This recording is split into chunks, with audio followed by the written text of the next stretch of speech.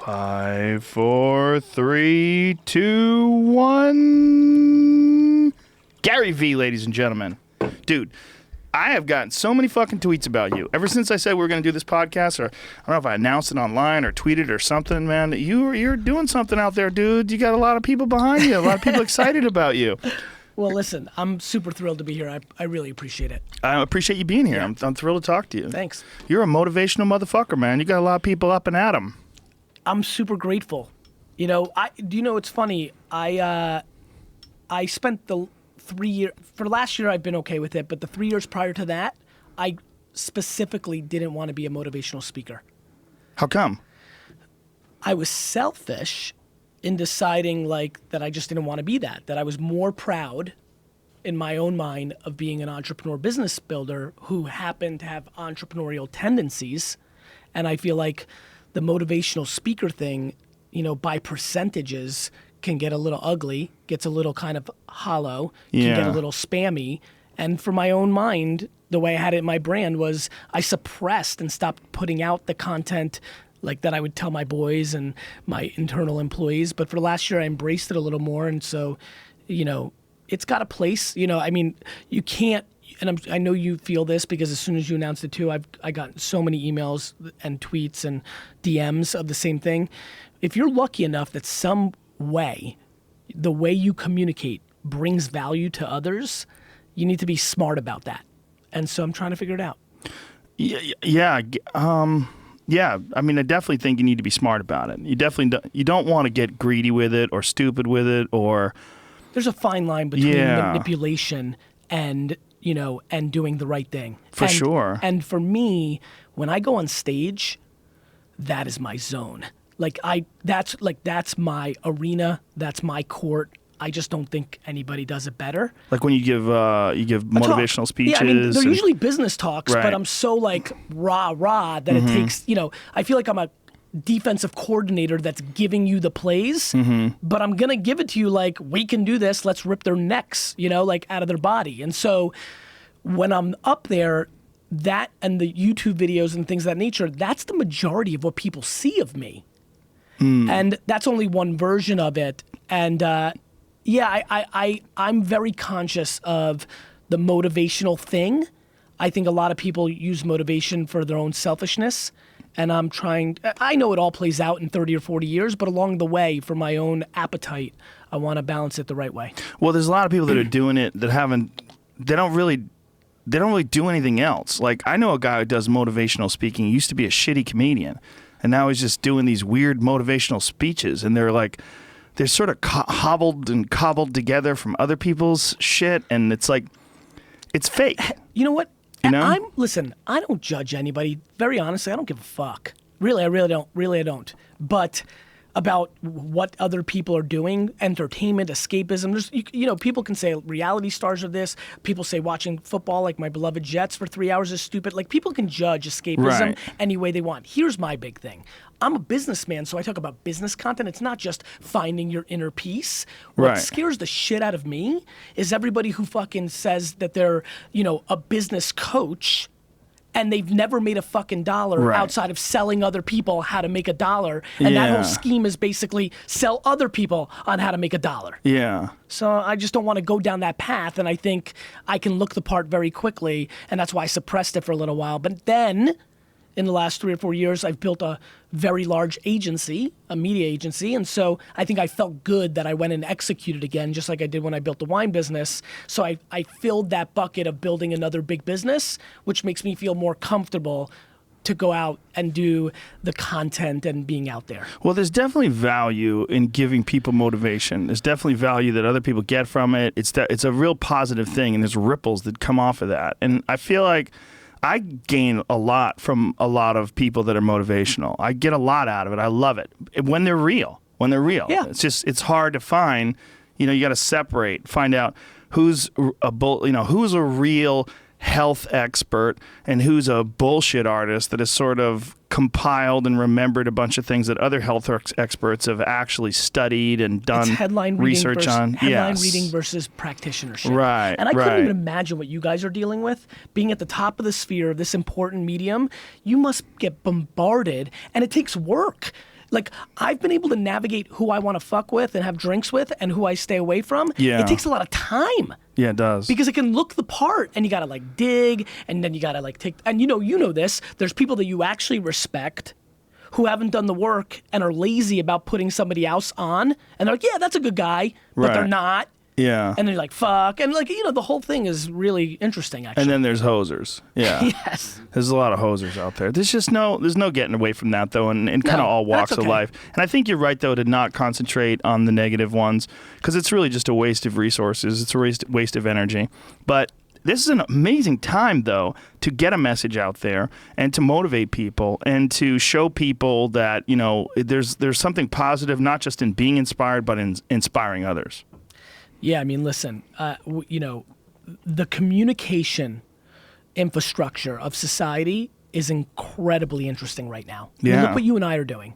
Do you know, I mean, like, if you map what you're doing right now, like, it's insane. You basically had to give up all the economics to the biggest radio station in the world. Like everybody can reach so many people, and of course everybody's head's gonna go to what's going on in politics and what's going on. And it's true. Like the reason a dictator, when they're creating a coup d'etat, wants to take control of the media is because people go with what the media is telling them.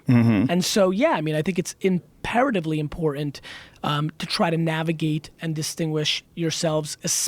To me, I'm saying this quite a bit lately, which is if you're feeling good right now, like, for example, I feel enormously optimistic. You have a massive sense, you have a responsibility to communicate that because the wave of negativity is extreme. Yeah, I agree. And I think it's super beneficial.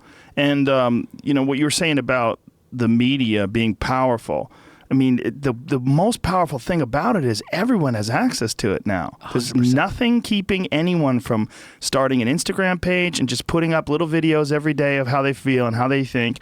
And it might only affect one person. It might affect 1,000 people. It might get to 1 million people, and it builds. And what happens, Joe, is I think people look at this in a cynical way. They're like, social media is bad. That person has no talent. Why are they successful? This political thing is going on. That's bad. This is bad. And what they don't realize is these social networks haven't changed us. They've exposed us. What people like, Twitter didn't change your opinions. Twitter allowed you to express them. Yeah. Back in the day when something was on TV or on the radio, we were yelling. When I used to listen to sports radio, Mike and the Mad Dog in the 90s in Jersey, I was yelling back at Mad Dog like, you idiot. No, the Jets should do this. But now that voice is in play. Right. And it's one famous person away from retweeting it to getting the foundation. That's the match that can start your infrastructure. Not only is it in play, but if you have opinions on sports, you could start your own podcast and it just builds, and it could be massive and bigger than anything on the radio because it's such a superior medium. People forget that blogging was a precursor to this. I mean, where do you think Bill Simmons came from? Yeah. I mean, people are confused. Like people forget real quick. I mean, that was my story. I owned a wine store in New Jersey. YouTube came out. It was 5 months old. And I'm like, this thing's going to be big. And I decided to sit in front of a table, drink 4 bottles of wine for 20 minutes.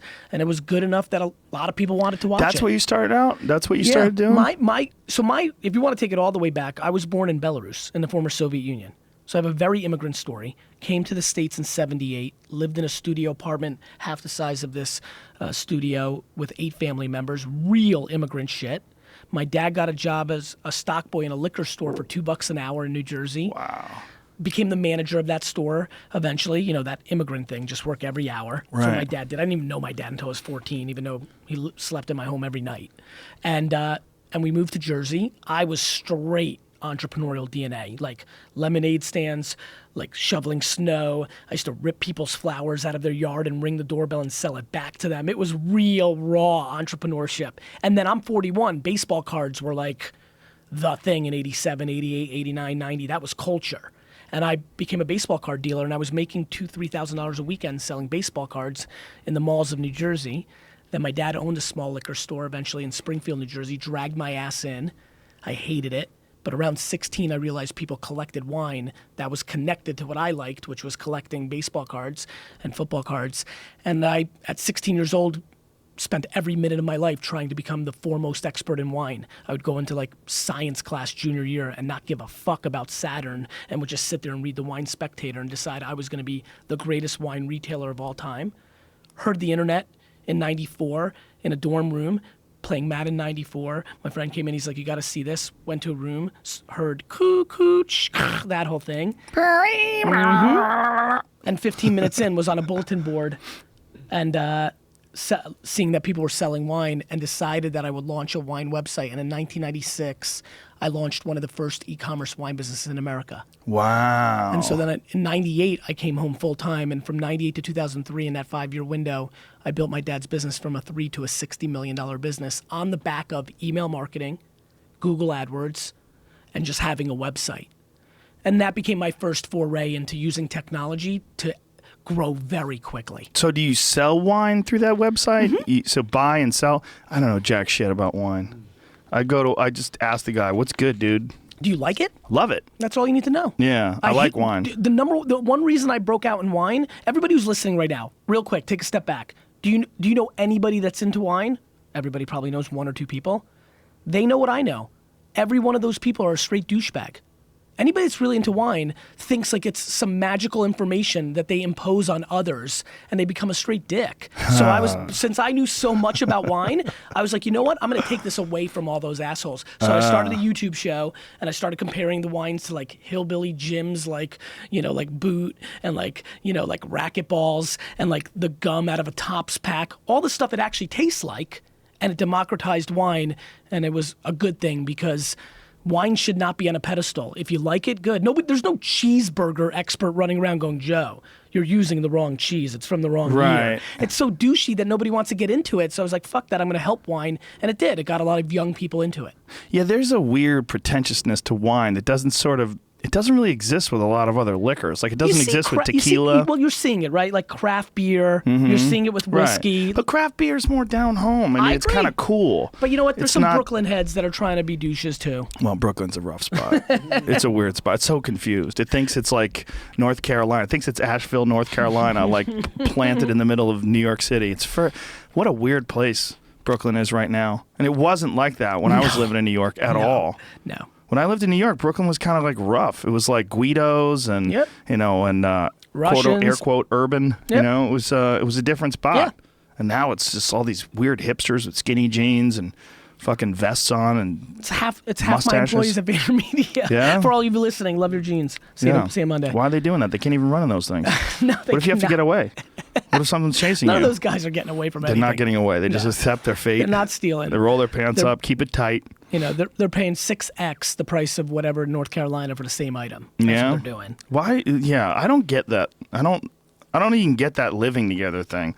Everyone's smushed into that one spot. It just seems like that's retro. Love that. I don't know. That I love. I live in Manhattan. I like it? I can't live anywhere else. You definitely could. I could. By the way. I could, but I really prefer not. Why do you like to be smashed in like that? I need speed. I need the action. Yeah? I get to other places like LA, like here we are, right? And like there's nothing going on here at 11 p.m. tonight. Sure there is. You just got to go to the city. That's fine, but right out here in Woodland Hills, no. That's fine, but like yes-ish. Yes-ish, but not Manhattan-ish. No, and not that that's bad. Right. By the way, it's probably mainly good for 99%. I just know what I'm about. Like I like it. I like the action. You like there being a restaurant open at 1 a.m. that you can get a nice meal at. And it's not even that cool. I'm not cool enough for that. Here's what I like. What do you like? Noise. Oh. So for example. That's what I fucking hate. Right. So I love it. So let me give you a good example. I have to sleep with a sound machine because I need the chaos. Yes. No. When I walk in my office floor and everybody's got headphones on and there's no sound,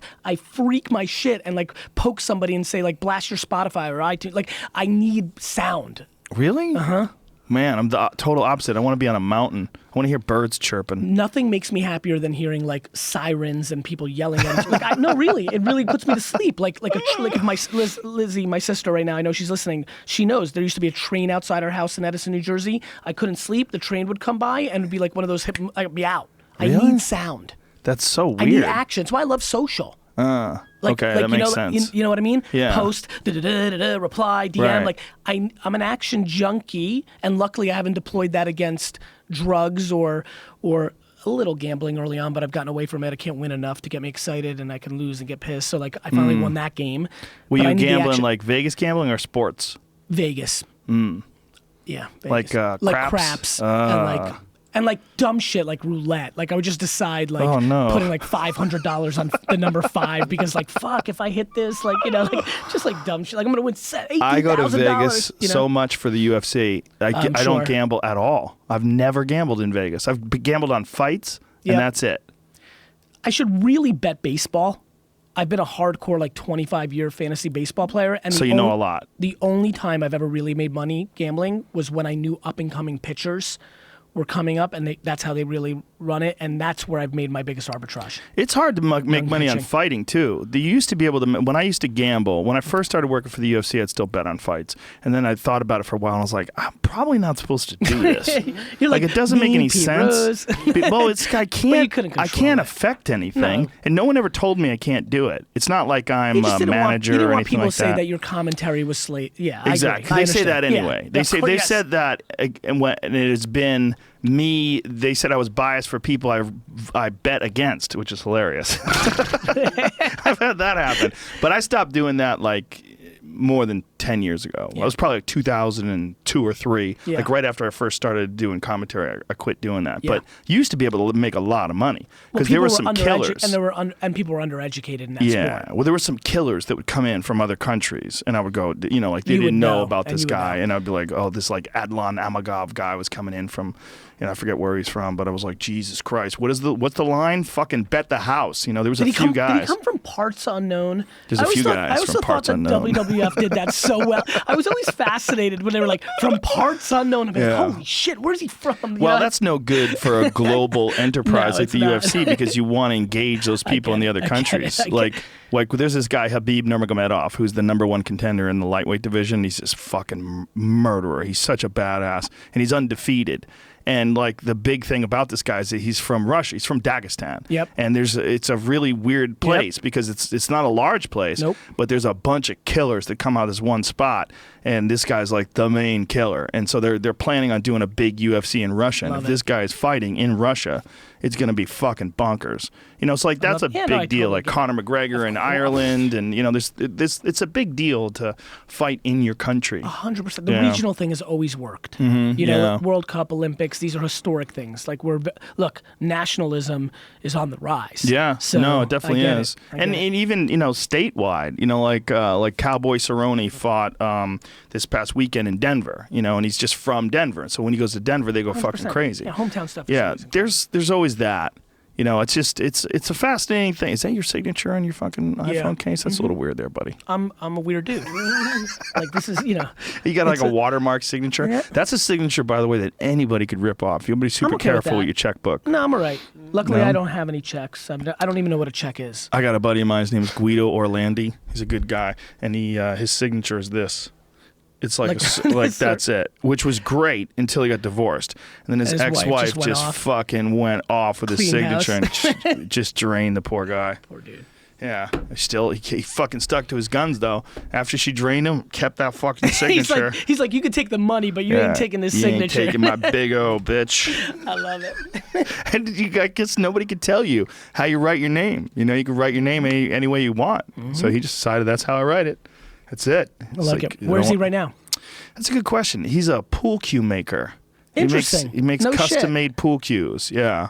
And last time I heard, he was somewhere in the Midwest where pool is still pool is always connected to gambling, and it does better in places where there's not as much to do. Right, not as many options for gambling. Although Manhattan is like a good spot for pool. It is. Oddly enough. It's like a date thing, like But I mean pool, like pro real pool, pool. like Got it, real got it, pool. got it. Gamblers, high-level play pool? players. Yeah, I can play. I could play decent. What about darts? No.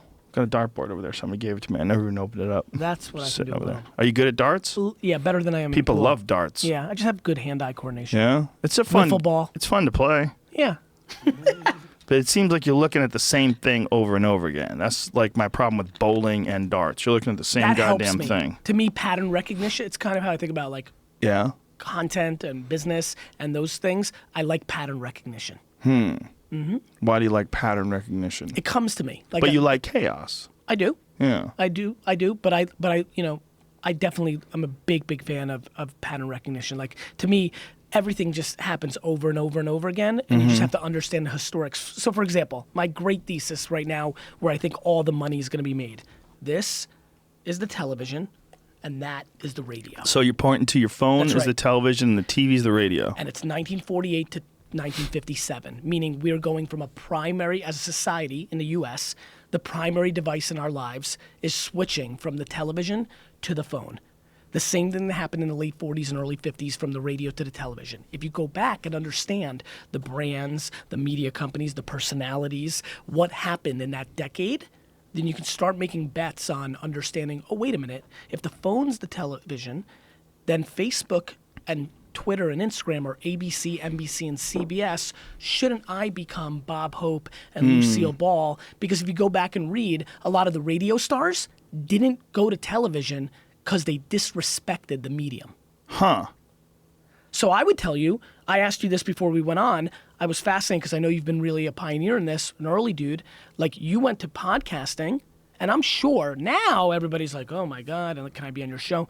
But when you first started it, didn't have the brand as a platform it has now. I'm sure plenty of people were snickering at it, or what does it mean?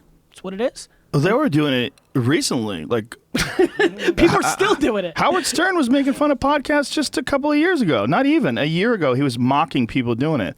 Now we get 95 million downloads a month. Of course he's mocking it, because everybody mocks the competitive thing that's rising There's above that. them. There's that, but I it's mean, also that's it's what it is. Yeah, it is that for Like, sure. let's just save ourselves some time here. In that way. Well, in my opinion, radio's fucked because you have to tune in at a certain time. You have to listen to their commercials. You have to, the medium of podcasting is so superior that it's instantaneous. You pause it when you want. You get back in your car, it Bluetooths to your car. It plays anywhere. You can go from your car to headphones. It can play in your car or it can play in your headphones. You could pick it up. You could put it on your laptop. You could have it stream in your house. You can do whatever the fuck you want with it.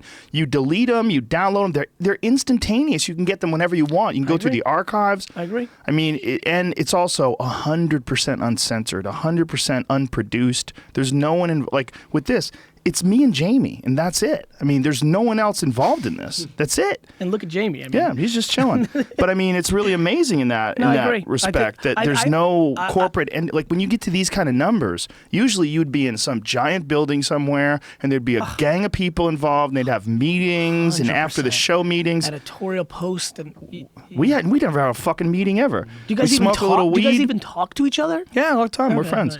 But we smoke a little weed, knock some pool balls around. Jamie has a good idea. We go, yeah, let's do that. And we fucking wind up doing it. But it's so informal. And it's like there's nothing going on like corporate. What's amazing is it allows the talent to rise to the top. Well, it also allows people to be themselves, which is what allows the talent to rise to the top, or allows I don't even say the word talent, but allows content to find its way in a pure manner, where it's not like if you have a bunch of people influencing what you do, as soon as you start compromising, and as soon as you start compromising, you just can't, it's never going to get through the right way. Like, one of the beautiful things about stand-up and one of the beautiful things about podcasting is that, like, if you go to see a guy like Bill Burr, his Netflix special is out right now, ladies and gentlemen, just came out. He was on earlier today. Like, you see his thoughts. There's no one telling him what to say. There's no one, when you watch a stand-up on stage, that's their thoughts. They figured out a way to hone it to their personality and then boom, put it out there like that. Yep. And that's the same thing with podcasting, and that's never existed before. Yep. They've never had the opportunity. The internet is we take it for granted. It's really fundamentally only 22, 21 years old. Yeah. Windows 95 really kind of put normal people on it. It is the great shift in our society, and I think we haven't fully quantified its impact across the board. Well, if you think about 20 years and what a short period of time that is in human history, and if we go 100 years from now and look back, they will look at this like this great explosion of content and creativity and expansion and integration, this integration of thoughts and ideas and the instantaneous ability to communicate that's just never existed before. Nope, and they're going to think it's slow. Oh, yeah. I mean, this is going to see, everybody's like, it's so fast, and the kids. I mean, I love how everybody, like, these kids are not going to be capable to live in society because they're on a phone. I was told that I would not be a functioning human being because I played Zelda and Mike Tyson's Punch-Out too much. Well, they were right. They You nailed wouldn't it. be functioning that way. But Yeah, really, like, but I you- tell my friends all the time, like, what world do you think our kids are going to be living in? Right. You think they're going to be outside throwing a racquetball against a fucking wall? Like, No. the world's shifted. Yeah, they'll be taking selfies of their ass. That's exactly right. That's what they're doing. They're gonna be But putting on that's what they contact do. lenses Yeah. and living in a VR world 24/7. Right. That's what they're really gonna be That's doing. really what they're going to be doing. Yeah, what do you think is next? Like, if you look at the cell phone, you look at technology and the integration in our lives, what do you think is the next step? Voice. Voice. Voice is gonna be really interesting because it's on us now. So voice. So here, let's take a step back. It's all about time arbitrage. The thing that we're all addicted to is time. So Uber. Uber doesn't sell transportation. Uber sells time. They sell convenience. That's exactly right. And, Yeah. and it's packaged in time. Right. So voice. When Alexa can order your package for you instead of like whatever's faster. Like the iPads that we talked about, like The anything earbuds that's that for you're earbuds. wearing. Thank you. Whatever's faster, whatever's faster is what we're going to gravitate towards. So I think voice activation, AI, AR, those kind of things are really going to start to populate up over the next half decade. Those earbuds that you're Yeah. wearing, do you work out in those things? No, No, they don't hang in there. They'll fall out. I haven't tried it. I'm not quite sure. Yeah, that's the only thing I would worry about. They look pretty badass. I'm upset. It's the best product Apple's put out since the phone itself. You really believe that? I really believe that. Now, do they work the way the other? Like, is there a button you can press on them to answer the phone? Like, how's that work? I don't even, the truth is, I'm not even sure. Like, by the way, probably, but I'm so, like, weirded out. Like, I'm so bad at that. Like, I never get the full value out of products because I don't even have the time to read. That's actually probably good, because that means that a product has to be really, really good to impress you because it becomes so easy to use. That's a very good insight. Yeah. No, seriously. Yeah, Like- because like- there's some shit like on one of those Fitbits. Like, good luck with all that. I'm not getting in there. And plus, I'm it's not- Apple's yeah. own product, right? You know Yeah. what they're going to do? They're going to make all that shit not work with the Well, next stuff. I mean, they're not here to be friendly. They want your fucking money. Somebody gave me one of these GPS watches that you have to charge every other day or some fucking stupid That's shit. been the other thing. The thing charges. Like I thought it was like that 3 days. Like instantaneous. It's been really good. I It like lasts it. You for should get 3 it. days? Mine have been lasting for as long as 3 days. Yeah. Yeah, I ordered it, but they're not going to deliver until March, I think. They're back ordered for quite a while. Just too many people like you. Yeah. Maybe you in Fucked it particular. up. You fucked it up, dude. Sorry, everyone. Ah, I like it. I like it. So you think voice, meaning like voice control, voice. One Yeah. of the things that I use all the time as a comic is the notes feature on the iPhone. Yep. Has that little voice thing, and it's amazingly accurate. And accurate enough that I could realize what I'm saying. Like, even if it fucks up a word or something like that, I can go back and look at it. But have you ever used it? Yeah, I do. It's fucking incredible. But I think it's the 2.0 of that, right? Where like things are actually happening because of your voice. So we could talk right now, and this fucking thing is going to be able to pick up a good 99% of everything we're saying, and I'm not even touching it. It crushed it. I just Boom. killed it. Perfect. Yep. It got it 100%. So to me, where it gets really exciting is when everything around you is so when everything becomes smart, then it starts getting really interesting. So our Right. phones are smart, right? Right. But what happens when your belt is smart? Ooh. And now all of a sudden you go to order a Big Mac and you try to pay with your phone, but your belt's talking to your phone, and when you go to pay, it declines and it looks at you and says, "Order a salad, fat ass." Ooh, your belt is telling you it's tightened. Correct. It's too tight. It's pushing against your body. Or what about when your refrigerator reorders another case of Budweiser because it understands how often you drink it? And so you're down to 2. It knows that you're going to drink 2 tonight because that's your average. And as soon as you get home that night and open and grab the first one, it's already reordering it for you. So your refrigerator becomes an enabler. Everything's going to be And you enabled. start suing your toothpaste- refrigerator That's right. Your for toothpaste. alcoholism. That's exactly right. Your toothpaste is going to have 1 drop left. It reorders it for you. Right. So we're going to get into that place where everything is smart, and that's when it starts getting a little bit interesting. And then virtual reality porn is going to be interesting. Well, it's already interesting. Have you ever done the HTC Vive? You ever fuck Yep, with that? Yeah, Duncan has the porn on the HTC Vive, and he tried to get me to look at it. briefly. I looked at it briefly. Like That's 6 it. hours? No, a few days. It's not. You're It's just getting too out of it. much. You know, you could just stare at someone's tits. They're just too big. The whole thing is too weird. It's just too bizarre. It's not going to be bizarre. You know what was bizarre 10 years ago? Dating somebody that you met online. Oh Now- yeah. I mean, like, bizarre gets redefined real quick. Oh, for sure. And guys are real simple. Hmm. You know, all you need is one of your buddies in 5 years saying, bro, no, seriously. That's it. Just Yeah. that tone. And that was it, right? You fell for it, Jamie. Like, Yeah. that's it. No, bro, seriously. Well, how That's many it. people are getting laid now because of online? It's got to be giant. Oh, Like with Tinder and swiping, all these different things. We missed it. I mean, there's nothing else to say. Yeah, I mean, it seems like probably I bet less people are in committed relationships now because it's just a fuck rampage out there in the streets. Yeah, we may Right? never recover. It's just a rampage. But a buddy of mine, my friend Greg Fitzsimmons, one of his good friends, got divorced, and the whole deal, torturous marriage, hung in there too long, the whole deal, no sex for the last year and a half plus, rah, got out, and now he's just on a pussy catastrophic rampage. I mean, this dude is just crushing it. And he's sad, right? He's happy. Of course he's happy. I'm so kidding. happy. It's the Every best thing time ever I see happened him, to he's got him. a giant smile on his face and his phone's vibrating. Yep. It's amazing. Yep. Yeah, I mean, it's Happiness. like, and it does. You don't even have to be. He's not a good-looking guy. He's all right, but I mean, it's not even that. he charismatic? Water finds its own level. You know, true. you could find your level. You find what it. Well, that's exactly Yeah, right. who's willing to fuck you? They're out there. They're out There's there. always someone. Someone's willing to fuck you. That's 100% Yes. true. You just got to find that person. That is It true. might not be everybody. No.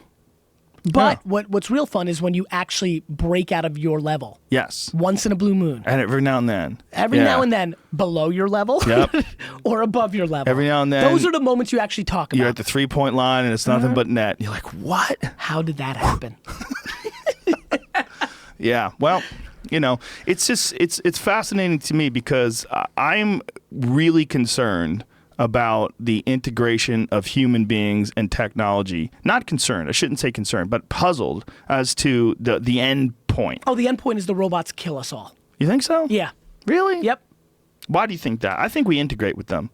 I Yeah, think I mean, we we become integrate with symbiotic. them until we become a bothering force to them, Yeah. and we don't stop them. Well, I think it's those pussies that are scared to integrate that we're going to have to kill off. I think it's folks like you and me. They're going to get the chips. So you think we'll We're be gonna like the whole- survive. we're gonna be like on Team Robot? I really think we're that. gonna kill those humans. I think there's going to be some folks that want to make their own homemade bows and arrows and shit and chop their own 100%. wood.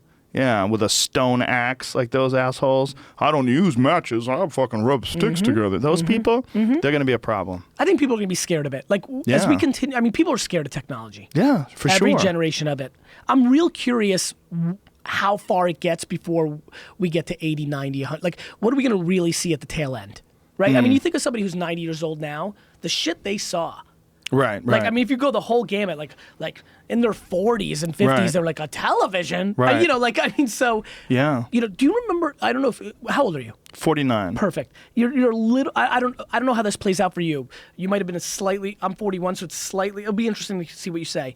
The jump from fucking Atari to Nintendo Oh, yeah. was Giant. insanity. Giant, yeah. Insanity. Or the iPhone Oh, yeah. from the fucking Razor or whatever. Oh, So yeah. when you have those moments, that's when it gets interesting. Mm-hmm. When you have that quantum product that leaps everything. Right. The iPod from whatever, the MP3 fucking horseshit things we had. Well, I So- think it's going to be artificial parts, too. I think that's going to be a big part of it. Like people who are blind, giving Yep. them artificial eyes Yep. that work better than real eyes.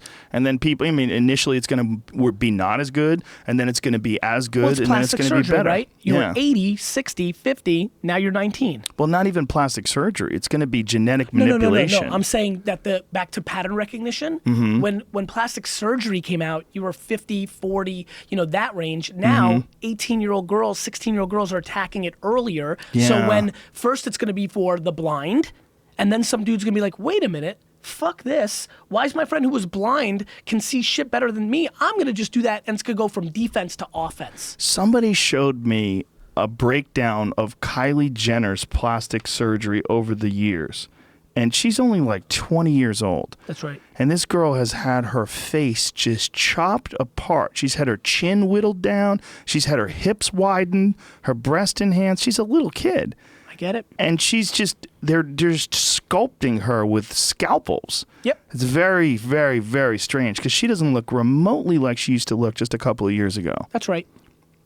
And I'm thinking... And is heralded for it amongst her peers. Yeah, yeah. And so what do you think is going to happen? People are going to follow that pattern. Oh, for sure. Yeah, I mean, they're jumping in head first. So it starts with celebrity, then it goes to the affluent. Well, the amount of money that it costs to do something like that has got to be in the hundreds of thousands of dollars because she's had some really extensive stuff done. I mean, you just didn't see that when we were kids. No.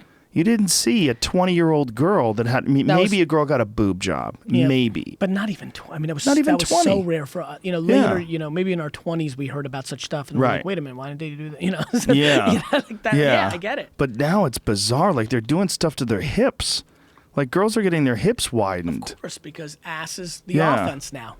I know, but it's just so strange to see. Like, when you look at a person, you know their ass is mostly like some weird extra substance that they're sticking in there to pump it up. But you know what? But guys respond. Like my good friend Moose said a long time ago.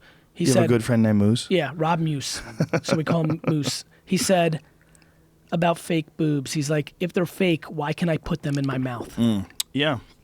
If I can touch them, they're real. I mean, my 1999 album. Yeah. So yeah. I think that it's a fascinating thing because we don't care, but we do care when it gets to lips. You know, there's something about lips. We're like, hey, slow the fuck up. Like, you can get those preposterous tits and nobody blinks. But as soon as you get to lips, guys go, Jesus. Like, there's something about when they have that Duck. crazy, the lip implant thing. That's a strange one, man. There's something sad about that one where it elicits a response that you don't get out of the boobs. I get it. Yeah. And for dudes, nothing. Not a dick implant in sight. Not a goddamn thing you can do. That's got to start happening soon. I think it's going to be genetic. Yeah. And when it happens, I used to have a bit about that. It's going to take about 30 minutes for the first guy to die of an overdose. Because if they come out with a pill that makes your dick bigger, we're not taking one. We're taking them all. Dudes are going to go, how many give me a stroke? Give me one less than that. Let's fucking do this. Guys are simple that way. Yeah, well, we're going to morph because vaginas are going to have to change to deal with the size of the dick because dudes are going to have carpet roll cocks. It's just going to be this giant... You know what? We're not going to stop. Like, people don't understand. Like, once we have that ability to get bigger dicks... That's right. It's going to be like those crazy ladies who crush beer cans with their tits. Yeah. You ever see them? They get like a triple Z tit. I'm on Instagram. Smash. Yeah, it's going to get to that point. Instagram is, soft porn. I mean, it's the spot. Yeah. It's soft porn, though. I like how they don't go full Twitter. Well, that's what I'm glad. It's soft porn. But Twitter lets I like you... soft porn Twitter, better. you can fuck. I mean, you can do whatever you want on Twitter. I kind of like that. Don't be confused. Instagram can go there, too, if you want to. Well, you have to be private. It has to be a private page. I mean, nothing and was then they like... get pulled. Tumblr was really there. Really? Oh, yeah. Tumblr. Jamie's nodding furiously. I was an investor in Tumblr, and the growth was enormous at one point. I'm like, where's all this growth coming from? I'm like, oh, porn. Oh, well, Tumblr at one point in time became like really tormented social justice warriors making bizarre blogs that are very difficult for you to understand. On that note, though, it was a very creative space. It was. You say was, like it's gone. It's gone. What happened? Everybody left. Is it... But it's still active, yeah, right? But it's like, no. Like this, like MySpace. It's like a club, right? Like sometimes a club is the hottest club in your city, right? And then still in business 6 years later, but like it's bridges and tunnels and shit like that. Right. Yeah, weird bridges and tunnels. That's funny. People don't know what that means. I wanted to give you a little East Coast. I'm doing some recall for you. Powerful Jersey. Yeah, it's interesting, the trends. You know, like, why did MySpace go away like that? Because the operators weren't good enough. So I'll tell you what's interesting about the trends in social and business, digital, that people don't understand. Everybody was waiting for Facebook to go away. Zucks is a beast. He's an extremely talented, all-time CEO. And so he was good enough. If MySpace was run, first of all, it sold to News Corp. Right. And so once it was owned by the big company, you talked about it earlier today. No, they wanted to milk it. You know what they did with it first? What? The second they got it, they pumped the shit out of their X-Men movie that they owned into the platform. because the economics of the movie were greater than the investment they thought, and so they were milking it, right? Oh, so they if bothered people with right, so it's like spam. somebody buying this and just pumping ungodly amounts of like whatever products they thought your audience read into the point where they just saturated it. Isn't it weird how something gets a stink on it and then that's kind of it? Like, no one wants to come along and try to revamp MySpace. That's another interesting insight. One of the things that I'm dying to know in a 15-year window is, will there ever be a recall? Right. Will something die? Will anybody? Because I want to buy it. To be You very want to buy honest, MySpace? I want to buy a historic brand. Like I want to buy Friendster. First of all, I just want the IP. Like, so I think nostalgia plays. So the same way we talk about like Saved by the Bell and Right. like fucking the Smurfs, Yeah. and I think that I can buy Tumblr in 9 years for $40, aka $11 million, Right. and just make enough on T-shirts to the kids when they're 40 that are now 25 that were 15-year-olds doing all those weird sites because they're like, yeah, Tumblr was the best. Well, you got a good point because Jamie and I were looking the other day at all the Netflix shows, like what's most popular. Fuller House is the most popular show. They're bringing everything back. Yeah. 24 just coming back. Like everything. 24 is going to be Yeah, on there's that? one On season. Netflix? No, it's going to be on Fox. On Fox? But like, it's a different 24, right? It's yeah, a new but- guy. Yeah, but I mean, like, yes, they're bringing nostalgia. Right. Joe, my big theory is nostalgia is one of the most underpriced assets in the world. So my entire thesis in business. So I want to buy the New York Jets. Let's take a step back. Okay, you do? Yes. Really? Yes. Whoa. And I'm going to. Oh, my God. And yes, careful. it's a very big. I'm gonna make it happen. Jesus Christ, you're scaring me. So the way I think I'm gonna buy the Jets, and the reason I built my company, You're going to sell Friendster. no, but I'm gonna go and buy Mug Root Beer or Animal Crackers or Cracker Jacks or Rainbow Pops. I'm gonna buy a brand and then market it like it's 2020 instead of the horseshit TV commercials and fucking billboards and print and all the bullshit that these companies do. Right. And then I'm gonna buy it for 130 million, do my thing, and then resell it for 2.3 billion. Buy the Jets, win Super Bowls, and then I can die. Damn, dude, that's the ultimate goal. That's the plan, brother. Own the Jets. Yes. But don't you think that you're the kind of guy that you'll own the Jets and you go, you know what, man, it's not enough. Well, I need to win Super Bowls. Right. So I'm gonna be like crazy. Like I'm Right. gonna make all these crazy owners seem calm. I'm gonna do shit like I'm gonna play. I'm gonna be a 71-year-old wide receiver. Oh, don't do that. I can't- Maybe you can do that once genetic engineering gets to the Well, that's point what where I'm they can thinking. just I'm gonna come out with my fucking regenerate That's right. limbs. I'm gonna come out with my fucking bionic eyes and like fucking run a yeah. 4.340 with my new fucking feet Yeah, right? made from like duck fucking ass or whatever. You know. Yeah, like when they integrate, what was that article about they're integrating spider silk into human tissue? They're creating artificial skin for human beings where they're going to integrate spider silk into human tissue to make it bulletproof. That's fucking rad. Yeah, that's a real thing. I heard that Peter Thiel, and I want to make sure I'm saying this Yeah. right, but I think Thiel. Yeah, look at this. Is- Bulletproof skin made from Holy spider shit. silk proteins and human skin cells.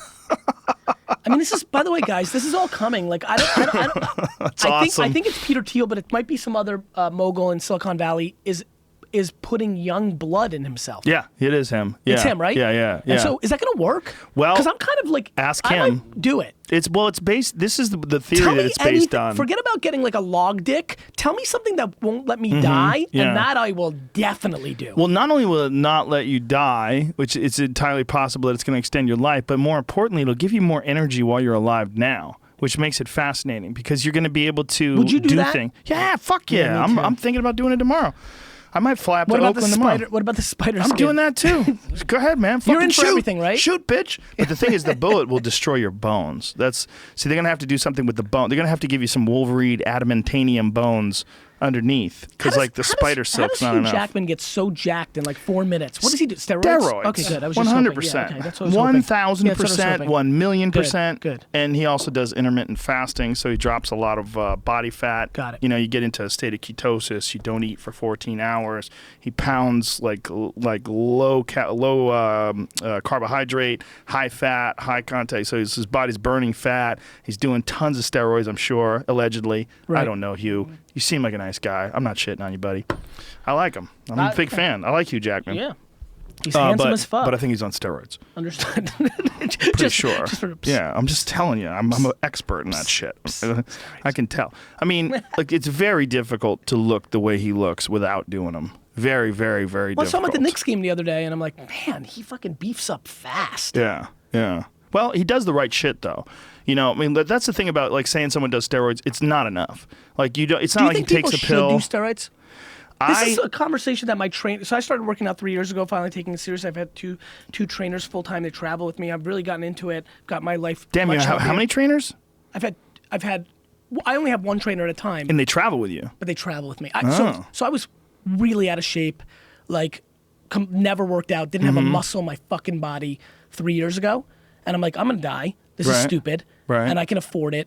I'm going to hire, I'm not held accountable to myself, but I'm very good at being accountable to others. That's why I run good businesses. I don't want to let the team down. Right. So I figured it out. I fucking found the binary switch. So I hired somebody and they travel with me. Well, that's every day, 7 days if you can afford that, that's an awesome idea because it will force you to work out. But both of them are, no, not both of them. The first guy, Mike, is like, like, it was interesting. He wasn't saying do steroids, but it was interesting to hear a perspective of like, people. I've been fascinated by the steroid conversation in general. Like, I think certain things become taboo and then they don't. Yes. Like marijuana. Right. Right? Is steroids that? I'm asking you because I feel like you're closer to that genre than I am. Well, they most certainly work. 100%. So let's go over that first. Let's take it from step by step.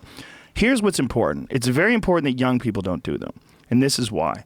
Because you ruin your endocrine system. It's very important that young people realize if you do get under 18? No, even 15? into your 20s. Okay. When you do steroids and you're a young person and you have a healthy endocrine system, what happens is you inject exogenous steroids or exogenous testosterone into your system. It shuts down your natural production of testosterone. And then you're fucked because then when you get off the steroids, your body doesn't work right. Your testicles aren't functioning correctly, and it takes you roughly, depending on the person and depending on how you treat it, like what treatments you use to kickstart your endocrine system again, half the time you're on the steroids to recover. So if you did a 2-month cycle, for 1 month you're going to be miserable and your dick's not going to work. Got it. So it's very important for young people. However, once you get older, like I'm 49, then it becomes... When I hear that, that's why people do it. What do you mean? Well, because it's a self-esteem enabler. Uh-huh. Right, for a guy. And if I'm a guy right now, like, and I feel like I need the muscles for the summertime, he's like, I'm going to go on a cycle for 2 months. I'll have a shitty, like, fucking May or, like, April, and I'll be ready to roll. Yes, I mean, I'm but asking. no. Okay, you know, because? you should get your blood work monitored. Like, if you're really considering doing something, I think the most important thing is to do very little. To do just a small amount. Give yourself a little boost. You don't want to go fucking hog wild and take some Anadrol 50 and turn into a fucking gorilla. You don't want to do that because it's too much of a shock to your system. However, when you're in your 40s, like you are, then testosterone replacement therapy becomes a very viable alternative because your body is just simply not producing testosterone correctly. However, can I become a gorilla? Because I just got excited. You could kind of. Yes. It'll take some time. But here's the thing, like the Hugh Jackman thing. Because I get back to that. That motherfucker works hard. There is no way you look like that unless you work hard. Right. So you have to do both. Like really, really hard. You got to do fucking heavy deadlifts, heavy squats. You got to shock your system. You got to get your body to think, holy shit, this crazy asshole wants to carry around gigantic amounts of weight. We're fighting against gravity. We have to incorporate all of our resources. Your body does not want to use resources to get bigger. It just doesn't. It resists it because it's not healthy and it's not a smart survival tactic. Like for your body to put on all this meat, then all that meat needs fuel. Like your body's not totally convinced you're going to have this fuel because for thousands and thousands of years, food was very, very difficult to come by. So for your body to be convinced that you're doing this all the time, we need this extra mass. Like you have to have massive amounts of food and massive amounts of work. That's hugely important. And then steroids. Those things too. But more important than steroids is balancing your diet out, making sure your nutrient levels are all consistent, they're all healthy, that you have the proper amount of vitamin B, vitamin D, all these different essential nutrients, essential fatty acids, all the proper amino acids. Like a steroid is just a Band-Aid on How often your do you work out? At least 5 days a 5. week. At least 5 days a week. Zero? No, probably 3 days a week. I'm 2-3 days a week. Jamie runs a lot. He's a fucking stud. But Hoops? I do a lot of different play hoops. shit. I love Jamie. hoops. He's a fucking runner. How many miles you run? A lot of miles, right? Not right now. So I told you I'm doing weightlifting, and I was just getting back into basketball. I was shooting hoops this weekend. But when you were at your peak of running, you were running some pretty impressive like 25 numbers. miles a week easily. Yeah, it's back to basketball. I just put up a post. So I didn't let my brother AJ score on me in he's 11 years younger than me until he was like 15. Score. You wouldn't let him? No. So like, now I have a hilarious. 4-year-old guy. He's got Xander, my little guy. He's got a weird condition. When he picks up the basketball, he starts kind of weirdly crying because he knows dad's gonna come out of somewhere and block the fucking shit out of him. And so I posted this thing about it today on Instagram, and it was funny to watch everybody. I mean, everybody's in these fucking 8th place trophies. I want to kill people. Like, all this fucking infrastructure of fake fucking self-esteem, and then these kids go into the market and they get punched in the mouth and they don't know what to do. So you don't let your kids score on you either? Nope. That's hilarious. I will not let. I'm fucking gonna beat the until he can win. Then he's good. Like AJ, my brother AJ's a better basketball player than me because I didn't let him. Like, what are you gonna let people score for? That's a very interesting perspective. Let me give you mine. Please. I don't think you should ever be very competitive with people who are not competitive with you. So here's a perfect example. That's an interesting thought. When I do jujitsu, Okay. I'm a black belt in jujitsu. If I do jujitsu with a white belt, I treat them very kindly. I might tap them out a little bit, but there's no way I roll with them the way I would roll with another black belt. Well, that's fighting. There's a difference. But it's not. It's a slightly game. different. It's a game. Okay, I mean, Jiu-jitsu is a game. Respect. So if I'm rolling with someone and they're making mistakes, I'll correct their mistakes. If I wanted to, if I'm rolling with someone who's a white belt, I could just cut right through them. Just keep cutting right through them. But you know what you do with them? Yeah. You discourage people from doing it, and it's not really fair. Because you're not getting anything out of it either. All you're getting out of it, you're practicing like a grappling dummy, and like occasionally, maybe that's a good thing to do. I feel like once you get into the blue belt and purple belt range, then I'm going to go with you 100%. Yeah. When you're dealing with someone who's not really competitive with you, it doesn't make sense. You're not getting anything out of it, really. Yeah, no, I think it's an interesting perspective. I'm still not letting Xander score. That was a really lovely. My kids kick the shit out of me. I have an 8 martial arts. I have an 8-year-old, and she's allowed to punch me and kick me full blast. She doesn't kick the shit out of me. But you can slice her in half. Yeah, of course. Yeah. But she's 50 pounds. But she leg kicks me full blast. I mean, I don't ever hit her back. Yeah. She sets up leg kicks. She throws a left hook to the body, and then she comes around with that right leg kick. Whap whap. And she's allowed to hit me full blast. So like she'll go, "Can I hit you?" I'm like, all right, go ahead. And she'll just tee off on me, so it gets her used to doing it. Now, if I, every time she went to do that, I checked it and I hurt her shin or I punched her in the face, well, then she's going to have this mental block in her head that she's not going to be able to overcome. One day, she's going to get to a point where I can light spar with her. She's not there yet. I do think but maybe she'll get there I do somewhere. think certain games play out differently. Right. I mean, I'm not letting my 7-year-old daughter score a basket either. Right. But I probably wouldn't punch her in the face. Right. Right. I'm not letting her beat me in Uno. But you're not ever, even letting her. Ever. No, that's fine. But I won't snap her neck or rip her throat out like Roadhouse. Well, what I do is here's another example. Like if I'm rolling with a girl. Yeah. If a man is doing jiu-jitsu with a girl, if you're going full blast, you're not getting anything out of it either. So what I do is if I'm sparring with a girl, I pretend that I'm only as strong as them. So if they're pushing against me, instead of going, get the fuck out of here, and just locking down and giving them the full chimpanzee strength, I give with things. So I don't allow my body to use full blast. I understand. So as they push, I just give in and try to use technique and find a better way in. I just try to go with it. Yeah, so, I do. Yeah, I let them score on me in that sense. Like I'll let them get side control on me, and then I'll hip escape and try to get back in. But everything I do with almost no strength. I understand. I just move my own body away.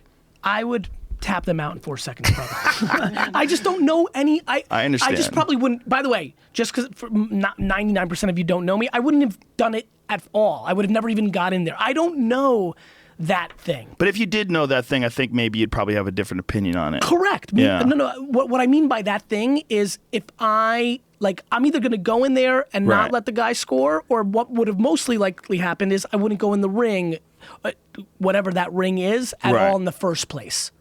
I'm not trying to discourage. No, I know what you're but saying. If I'm playing like, I just think. But when you're playing basketball and you're playing basketball with a small person that doesn't move as good as you, you're fucking gonna blow them out of the building. You're just knocking them by and slamming on their face. That's hilarious. Now, first of all, I'm not big. I'm not slamming shit. Right, I know. But you're laying up. But if I can win 11-0 and remind them for the rest of their lives, I'm interested in that. That's so fucked up. I am. I mean, I don't know what else to say. I understand what you're saying. I'm addicted to competition. It's fun. I enjoy it. I'm not trying to hurt. Right. I think there's two ways to build the biggest building. One, just build the biggest building. Right. Or two, tear everybody else's building down. I have no interest in tearing other people's building down. But if I fucking build the biggest building, I'm letting you know. And the same way that you should let me know. I'm not going to cry about that. Right. But I love the game. That's why I love business. It's the one place you can do that forever. I agree with you, but I just feel like physical things, that becomes a very problematic. You went to a different place. I'm not in rings, and that gets into it. Again, but even basketball, like you run faster, you're bigger. I feel very comfortable shutting out my 7-year-old daughter in basketball, but I'm completely not comfortable punching her. So, you know. Right. I see what you're saying. Yeah, let her score, man. Let her sneak through a little bit. How much do you think the pay-per-view of McGregor Mayweather is going to be? Because it's not a debate anymore. It's 100% going to happen. I don't know about that. It's 100% going to happen. No. I'm putting it on tape right now. Yeah, whatever this is. You might not be right. Well, listen. Well, you know what? Either build the biggest building or not. Yeah. You and I will have a nice little exchange in 4 years, and you'll make fun of me. You'll call this clip. It's happening. Well, I would say they're doing everything they can to make it happen. If you looked at it as in terms of a 0% chance to 100% chance. Where's your number? I think we're in the 70s. Okay. Well, then I think we're in the 70s good job or 80s. By clarifying, because I think that's where I think we're at as well. I think there's a significant legal hurdle to overcome with the UFC, and they might not overcome that, depending on how they play that card. This is my opinion on it. Now, McGregor has publicly stated that he believes because of the Ali Act, he can compete in boxing and not do it with the UFC, but he wants everything to be smooth, so he would rather have the UFC involved. But he also wants the UFC to recognize what he says is their place. So there's Mayweather Productions, the UFC, and McGregor Productions. Right. This is what he's promotions rather. So this is what he is stating now. He's going to be a partner in the promotion, and so there's going to be some sort of a negotiation for how things are split up in 3 ways. And then the question becomes, can they work that out? Okay, if they can work that out, then it becomes a question of should they do it and will it be competitive and is it good for their brand? And that's where they might have a debate on this. I think what's going to end up happening is the economics are going to be so big that it's going to override the brand play. The math is just going to be too big. It's possible, but McGregor's so big, the economics of him fighting in MMA, look at it this way. So if he fights Mayweather, maybe there'll be 4 million pay-per-view buys, right? But what was Pacquiao Mayweather? Do you know? What was it, Jamie? 4.5 or something? We looked at it the other day. Just Google it real quick. I think it was like 4.5. I think it was the biggest of all. 4.6, right? It was definitely the biggest. Was it a 4.6? I think it was the biggest of all time. We'll find out. I think it was the biggest of all time. And I think that those numbers, though, here's the deal. McGregor can do those numbers over the course of 3 fights. So, is that it? 4.6? So 4.6 million pay-per-views. Now, McGregor has done 1.5 for the Nate Diaz rematch, 1.3 for Eddie Alvarez, somewhere around those range. So that right there, just those two together are roughly 3 million pay-per-views. Yeah, but how much money for 2 fights? Did he make in those fights? A fuckload. No, he made a lot. He's not going to make the kind. I mean, not the same money he would make as a co-promoter. And if he loses in a boxing match. It's so simple for him to say, that's not what I do, and go back. That's true. Whereas I don't know MMA, not even remotely close to you, and not enough to be dangerous here, but from what I understand, I've done a little homework, he doesn't have a lot of great natural fights. He has a 3rd fight with Diaz. Great natural fights? His next 3 fights. He's got a bunch. He's got quite a few. Help me understand what, that's why I'm setting it up for you. So from a financial standpoint, from what the fans want, right? The champions underneath him, it seems like he's fought several of that. He's won those pretty glaring. What's the big fight? Well, he didn't win the Nate Diaz fight glaringly. He lost the first one, and the second one was a very close decision. Diaz out of it. I mean, the other champions. But no, Diaz is the big one. I know. Diaz and him 3 is the big one. So that one, I think, brings in close to 2 million pay-per-view buys. I really do. I believe Diaz 3. If 1.3 and 1.2, then Diaz 3. 1.5 And 1.5 and 1.3. Yeah, I agree. That'd 1.3 probably for go Eddie two. Alvarez, where he won his second world title, right?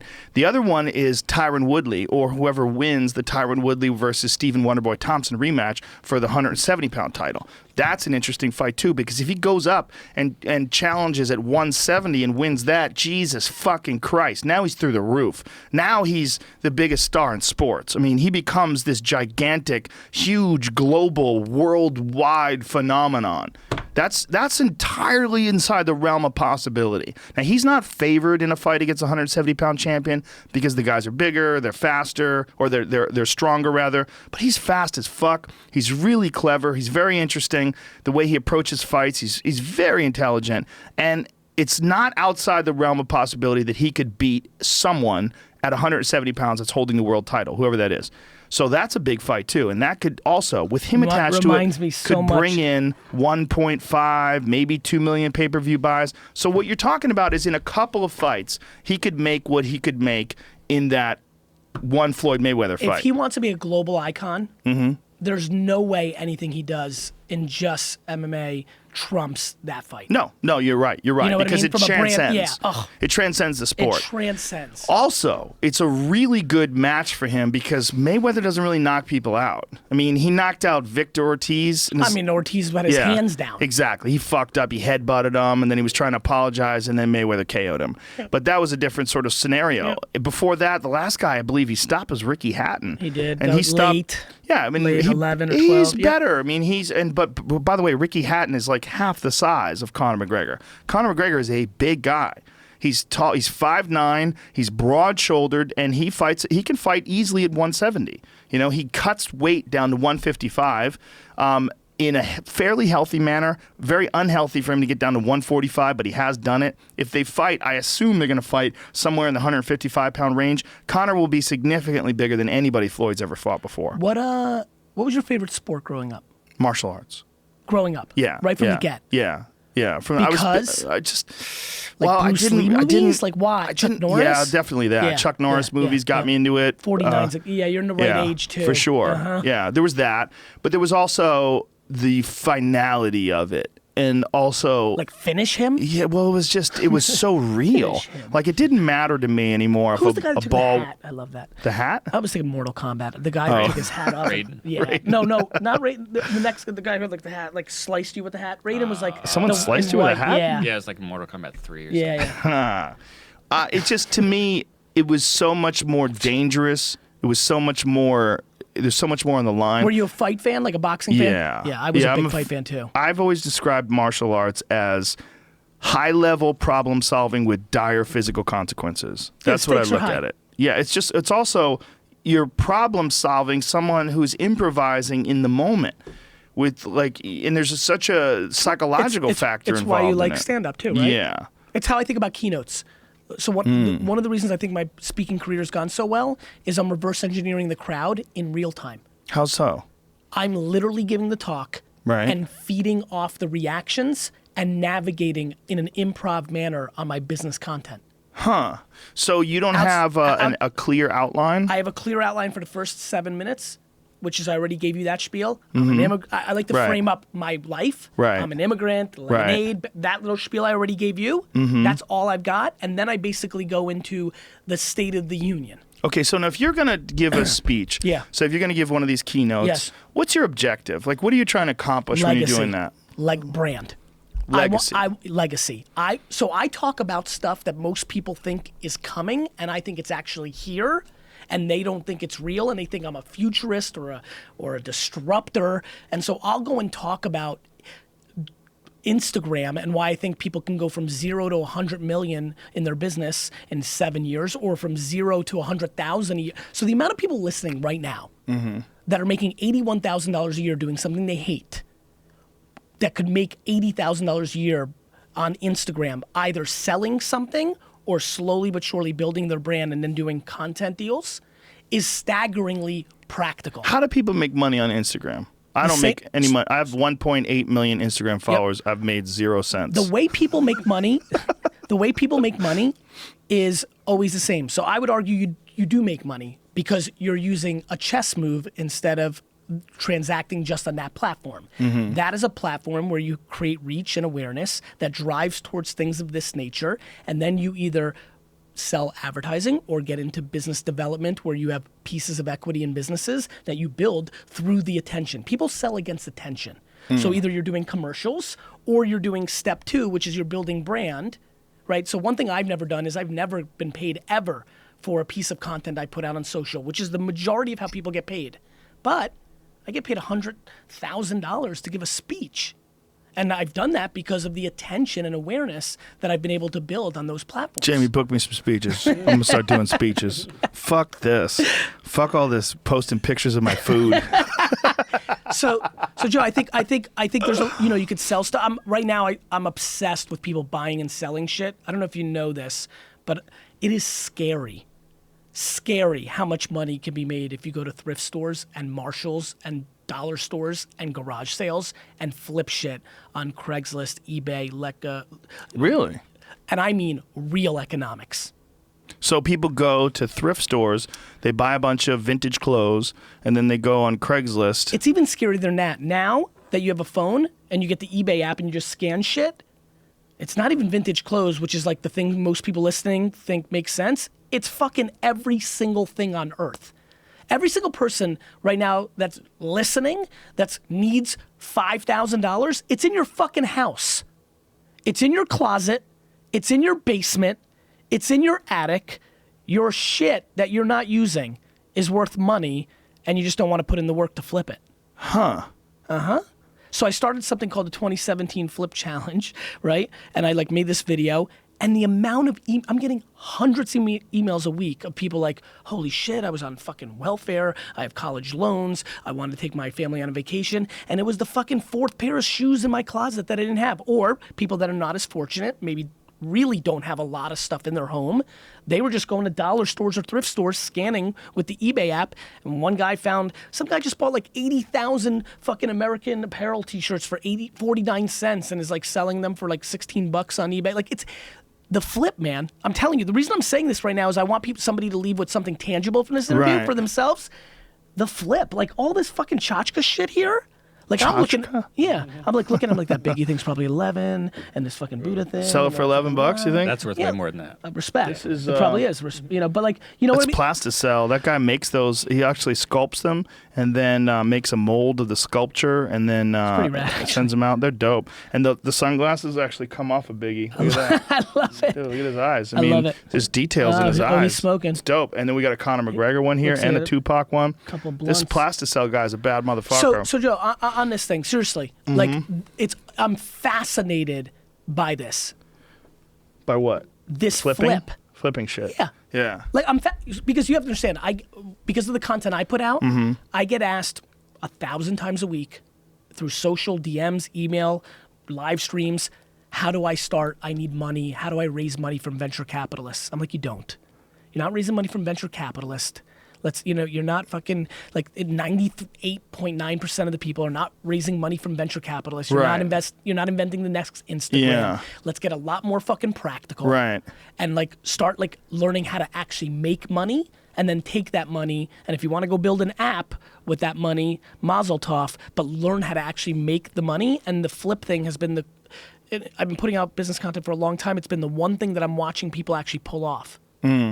That's a really interesting perspective because you're talking about something that's very practical. Someone can actually get going on that. Books. If someone comes to you and says, I want to start the new Facebook, you're like, well, good luck. Well, that's what happens. Yeah. You know this. Right. They just think immediately that they're going to be able to start something like that. I can't imagine how many people at a UFC match come up to you like, hey, I'm starting this business. It's going to be it's going to be for UFC fighters. It's they a want me to mouthpiece. invest. It's hilarious. You get pitched 24/7. I don't invest in businesses I fucking believe in. Let alone ones that you don't. Exactly. I've had people come up to me that have super solid businesses that I really think what they're doing is awesome. Have you ever passed anything that's gone on to be Monster? Yeah. What? Oh. I'm not interested. I'm just not interested. To me, I mean, obviously I have a very different life than you do in terms of like, that is what you do. You're Yes. about business. Yes. That's not what I do. So get it. me, anything that takes away from my time Is and bad. my thinking, The I don't- family, the like people say, martial well, arts, you won't have to do anything. You just invest. And like, no, you don't understand, because then I'm going to think about it. And that's very valuable. My thoughts and having that resource occupied by and the thing that an people don't investment. realize is you are doing something. They're leveraging your name, Yeah. and now you're associated with it, and you care about your name. Yeah. And like, There's definitely that. I mean, that's but real. I mean, even if my name wasn't associated with it, if it was just they were just using my money, I don't want to think. Like I have Less a limit. thinking. Yeah. Well, I have too much shit I'm already thinking about. It's not less thinking. It's like my thinking is overrun. You know what you want. Exactly. Yeah. I avoid anything new just simply because I get obsessed with things. I don't have the time. I get it. Yeah. What's the last thing you got obsessed with? Archery. Archery. Yeah.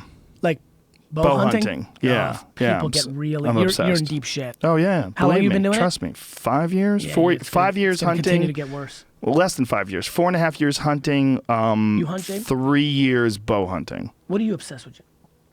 Pussy. Basketball. Who do you No, like? I mean, like honestly, I've been for the last little bit, last year. It's honestly what you talk about, but not. I haven't been following you for the last year. I've been following you since you were on Dignation a long time ago. yeah. By the I was way, like Jamie's the first person to tell me about you. Yeah, appreciate you. initially I talked to you about Yeah. him to you like Yeah. twice, and then I got an email from your Yep, guy like yep. serendipitously. But content and different things, pattern recognition too. Mm-hmm. I've been just trying to figure out all this stuff, almost because 5-10 years ago I wanted to be Zuckerberg, Instagram, all of that Yep. stuff, and I know now it's not there. I'm doing a different job now. You know what's interesting about that? The thing that has really come to the top on my content that's really also helping people is self-awareness. One thing I'm enjoying listening to you, I'm like, this guy really like, and just like the martial art, like it's been really interesting. I'm sitting here kind of thinking, I'm like, wow, there's some real self-awareness going on here. And even just thinking about you now saying that, I wish I could figure out, forget about a drug to make your dick bigger. If I could give somebody a pill that would allow them to deploy self-awareness, the amount of happiness that would be going on in this world would be tremendous. I understand that. I can give them a solution. Struggle and overcoming obstacles and very difficult problems to solve. Problem solving, whether it's through martial arts or even through complicated things that don't seem complicated like yoga. Very difficult tasks teach you about yourself. Those things teach you about personal awareness. So let's take a step back. Okay. The amount of people that when they do that Mm-hmm. and fail, Right. decide to spend all their fucking time on pondering and blaming is unbelievably high. Well, that's just a problem with the way their mind is structured. Okay, That's just consciousness structuring. Hence, Right. why I'm interested in that self-awareness pill and/or populating this conversation to the top. Because when you start caring about what you are versus what you're not, good shit happens. Right. Well, yeah, exactly. Or, I assume think fighters, about what right? you Fighters, are. right? Yes. Like when I think about Larry Holmes, like I had a conversation once about like how the jab that he was The Eastern Assassin. Man, it's really interesting when you start tripling down on your strengths. Obviously, you have to round yourself out. You don't want to get Mm-hmm. exposed, especially in MMA. Obviously, it's so multi-dimensional that way, Right. that it becomes a vulnerability. But, fuck, man, I'm big on tripling down on people's strengths. Yeah, it's huge. Well, one of the interesting things about MMA is people that you call specialists. Like there's a few people that are really good at one aspect of Yes, MMA right. and they dominate people Yep. because of that.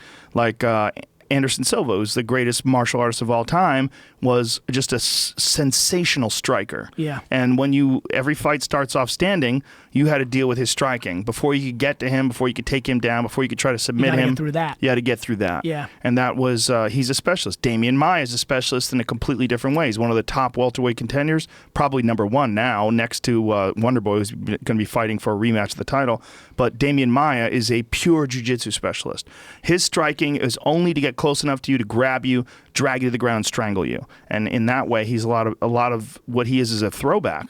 But his jiu-jitsu skill is so elite that everyone else who goes to the ground with him, even guys like Carlos Condit, who's a former world champion, a really high-level guy, just gets smushed like a bug and strangled because he's such a specialist. I get it. Yeah. It's martial arts is very interesting in that way because that works with some people, but it doesn't work with other people. I mean, other people have beaten Damian Maia because of the fact that he's in many ways one-dimensional. Yeah. But that one dimension's a motherfucker of a dimension.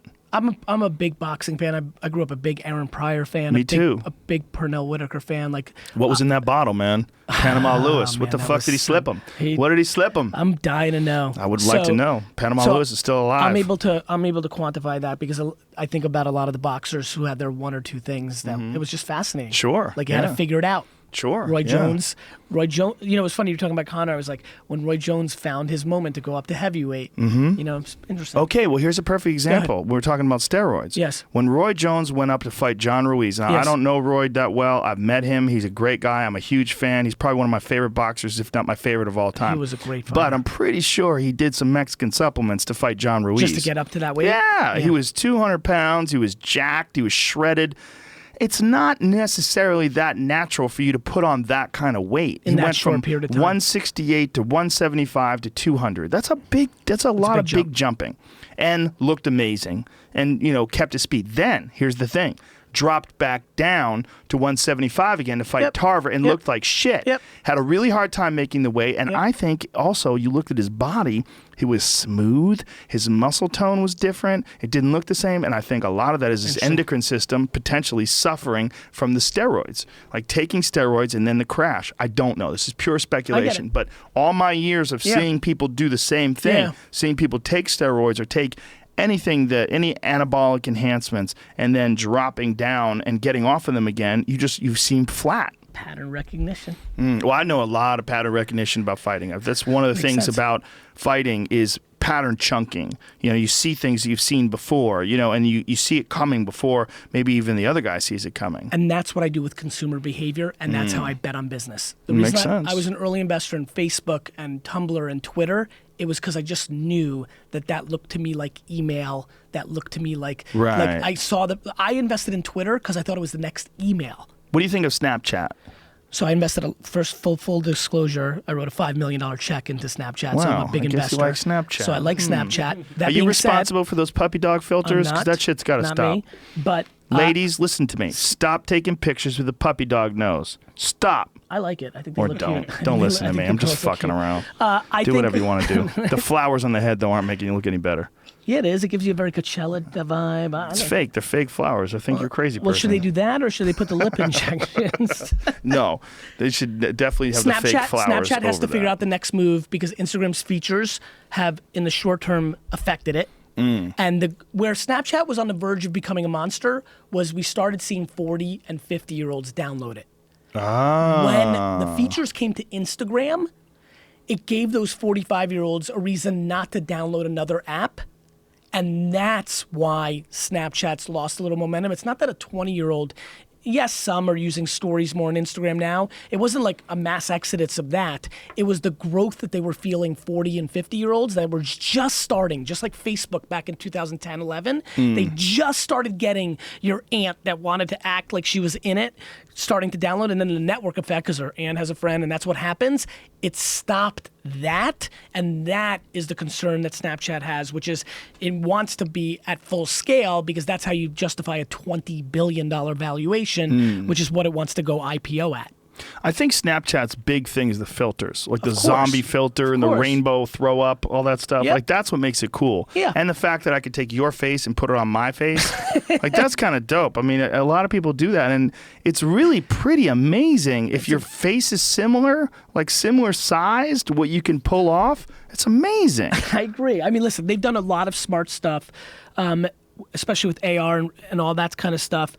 It's going to be very fascinating if the glasses take off at full scale, or what else are they up to? You know, they call themselves Snap now. I've never seen a social... They're not Snapchat anymore? as a company. They're Snapchat, but as a holding company.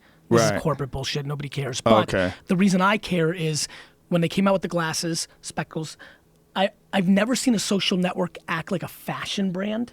There's something different about Snapchat that way. How's it acting like a fashion brand? Because of the Well, glasses? the glasses, like if I woke up tomorrow and found out that Snapchat was coming out with sneakers, I'd be like, Whereas that would make no sense for Twitter or Instagram or Facebook. Huh. So that's where I'm curious if they're opening up that avenue. Snap is very LA'd out It is not hardcore Silicon Valley product. It's got a little of that LA flavor. Evan's got that. What's the difference? The difference is Silicon Valley is very tech nerded out. It's a little different now because everybody's gone there to make their millions, but it is still very grounded in technology. Engineers are the rock stars, and it's a San Francisco vibe. Snapchat is an LA company, and it started by a very young entrepreneur who's way cooler than the majority of entrepreneurs that we've seen before build these products, just in life. He was a cooler kid. And the vibe of the product, the exclusiveness of it, the awkwardness of using it, and they like that. It's like, if you don't understand us, fuck you. It had that vibe. And so I'm curious to see how that plays out. Yeah, I don't use it. I have it what on do my you phone. use? I use Instagram and Twitter and Facebook. And Facebook, honestly, I kind of use Facebook only because Instagram links up to it. I don't. Got it. But it's interesting, like when I Use it look as at a- the use it as a numbers. distribution Yeah, platform. yeah, I use it, and I don't interact with people that much on Facebook, and people get mad, but I don't have that much time. It's not as native not- to interact yeah, there. Right. It's a lot easier to interact on a Twitter. Yeah, A lot easier. Twitter's easy as fuck. Instagram's a little weirder because, like, when you get a comment, if you reply to that comment, then you have to go find the original comment. yeah. It's not as native. It's clunkier. Twitter is the water cooler of our society. Yeah, I agree. It's got a lot of shortcomings, but Yeah.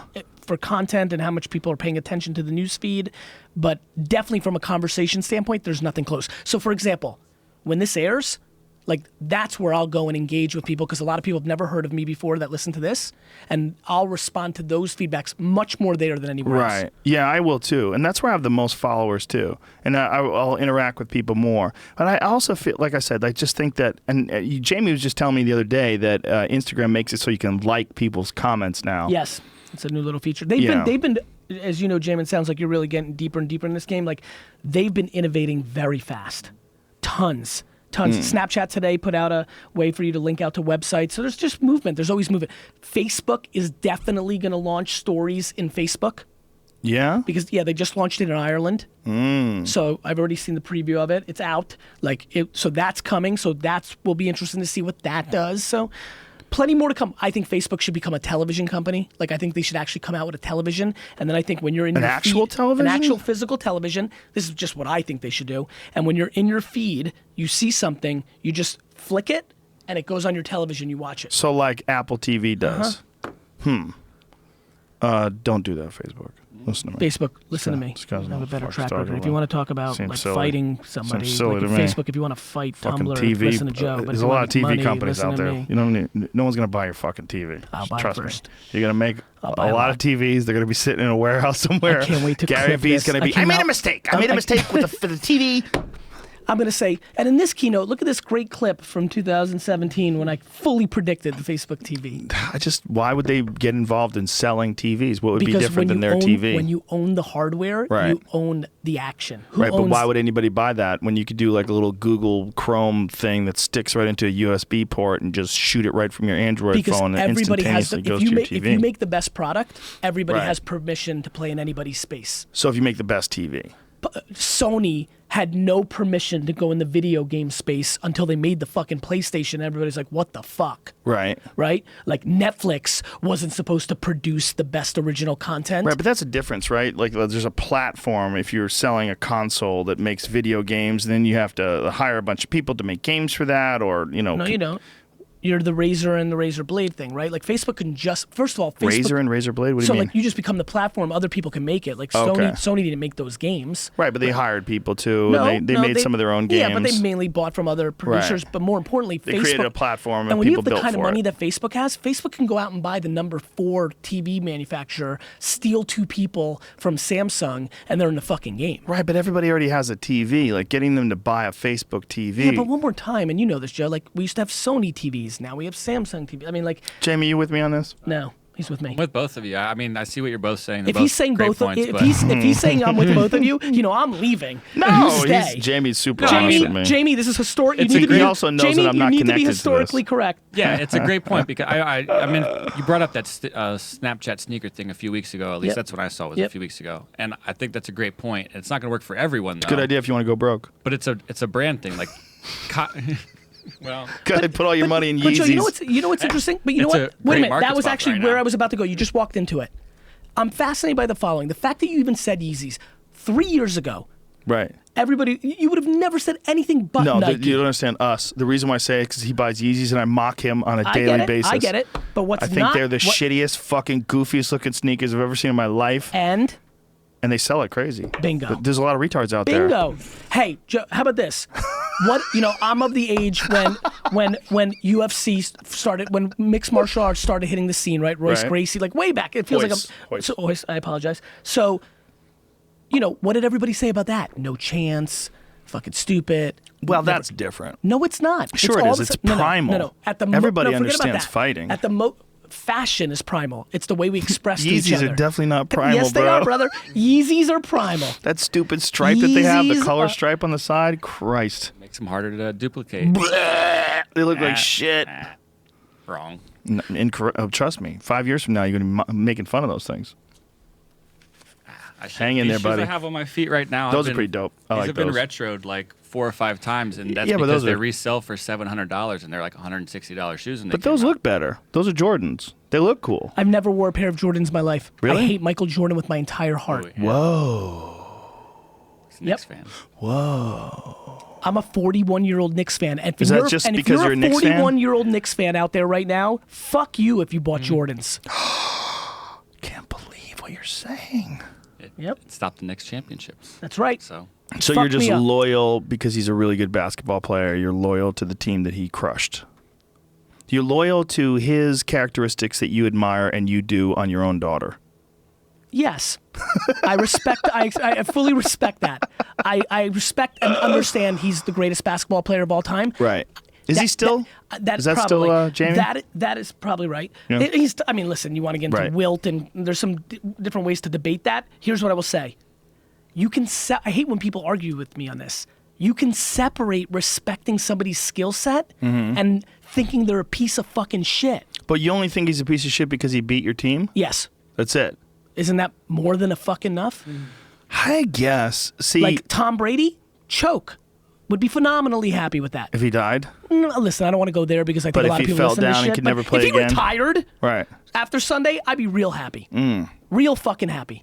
You just don't like that he's really good and he wins. Correct. That's so At the weird. expense of my team. See, but that whole my team, I understand if you own that team, but you don't own it yet. No, it's my escape. Joe, it's the one place I get to escape. It's my Right. 3 hours fucking 16 times a year where I can recalibrate my whole fucking insane life. Well, I'm coming in It's from my a weird escapism. perspective. A weird perspective as a person who's a sports fan because my sports that I only watch are martial arts. And as a fan of them, I'm a fan of performance more than I'm a Great. fan of a person. So Mazel tov. I'm not a fan. Like when I watch people fight, I'm a fan of whoever wins the fight. I'm a fan of how they win it. I'm You're a fan of what bandwagon goes fan? down. Not a bandwagon fan. I'm kidding. I'm a I fan get of it. technique. You love the craft. I love the craft, and I also love moments. I love someone dominating a moment. I think that is exactly right, and I love when I don't have a horse in the race. But you always have a horse in the race when Nope, it comes I to only got two. basketball and football. I used to okay. in hockey and baseball, but my teams won championships, and then I get out. All right. So you can, no baseball. So if you could appreciate someone who's a bad motherfucker who Yes. breaks the home run record. That stuff I get excited about. That's why I love that. That's why I like boxing so much for that. I tend not to have a horse in the race. I usually root for the underdog. That's a good move. Yep. Yeah, it feels That is better usually- when they win. Yeah, that's usually my default. Yeah, when someone is the favorite and they beat the shit out of someone, you go, well, I saw that coming. Yeah, like when Tyson was in his prime, those were weird fights because they were Weird. executions. They were. You know, like when he fought Bruce Seldon. Those were real events. Bruce Seldon was post. By the way, Bruce Seldon had Smoking Burt Cooper, who I think of as when I think about Bruce Seldon because they had a similar body shape. Right, jacked. Smoking Burt Cooper knocked down Holyfield in Atlanta. Yeah, And I thought he had that fight. great I was fight. so excited. it's a great fight. A lot of people don't Holyfield's remember a that. stud. Holyfield is a He ended up being fucking a stud. real stud. Yeah, I mean, there's a lot of great boxers, but Tyson had something going on Well, where it transcended. you, It yeah, was pop culture. yeah, It's he what was an Connor's got going on. executioner. Yeah, It's pop culture when they transcend into pop culture. The problem with that a lot of times is I feel bad for those who Ronda, right? Like the drop off is so extreme when you get to become a cultural icon. yeah, but she's a real weird case because she's essentially done. So you got to wonder, like, her mindset when she was winning was this mindset of a destroyer. She would go in there and smash these girls, and she was all in.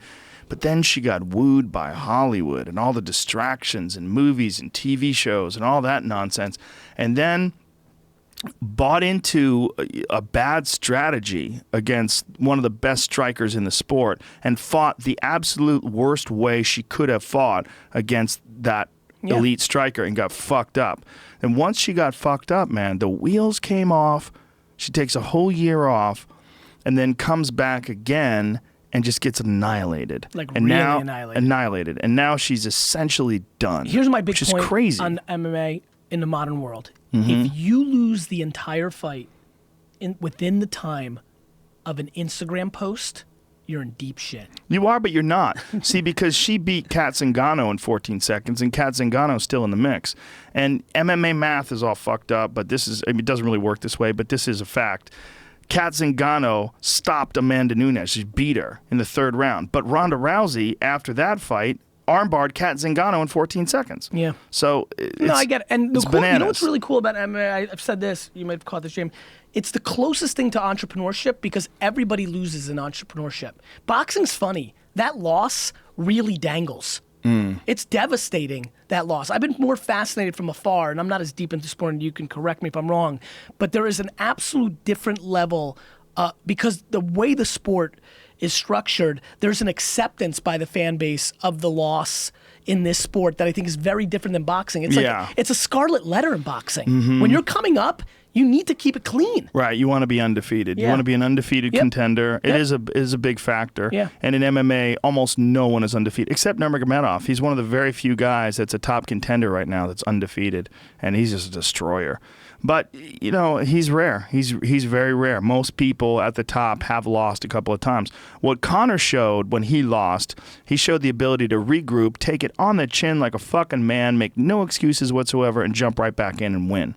And that's super, super rare. I agree. He's a phenomenal individual in his ability to visualize things. His belief in himself is just unflappable.